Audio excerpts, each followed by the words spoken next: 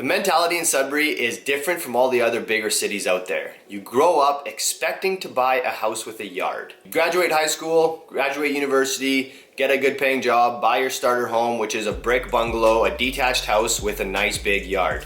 That's just normal, it's expected. So in Sudbury, the condo market has never really picked up because you can either get a condo, you're sharing a wall with almost everyone in your building, or you can get your own detached house with a nice big yard for almost the same price. In a condo, you're paying a condo fee, which usually equals to like $100,000 worth of a mortgage. So I'm gonna explain today the condo market in Sudbury, the benefits of it, and why it hasn't really picked up yet, because the prices have started going up. My name's Tristan Ritchie, and I'm a realtor here at Lake City Realty, and I make educational videos on YouTube for people that are looking to move to Sudbury or even just invest in Sudbury and want to just know a little bit more. So if you can like, subscribe, comment, and honestly, I really appreciate it. So smash those buttons right now if you can before we get started, and let's get right to it. Like I said earlier, the condo market is slow in Sudbury. It hasn't really picked up. For example, in the last 2 years, there's been 84 sales total. That's 2 years worth of condo sales in all of Sudbury.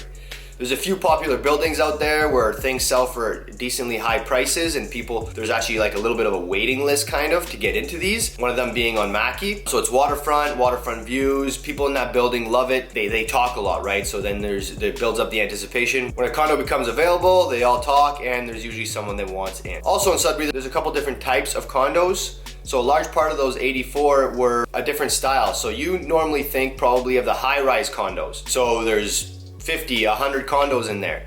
But the ones that are in Sudbury that are still kind of popular, and mostly for retired couples where they don't want to have to deal with the exterior maintenance or lawn maintenance. So they pay a little bit extra for a condo that's basically its own house. Actually, two types. There's a row house basically.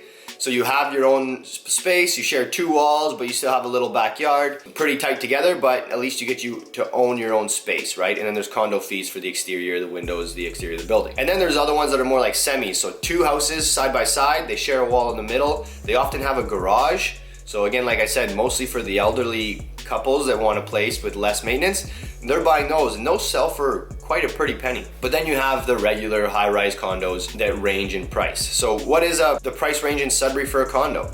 Well, our cheapest condos sell just over $200,000. So those row houses ones I was talking about, there's a few of those. Again, those would be dated if they're low 200s. And then there's these smaller condos that are 1 or 2 bedrooms close to the mall that are selling around there, and then a few other spots as well.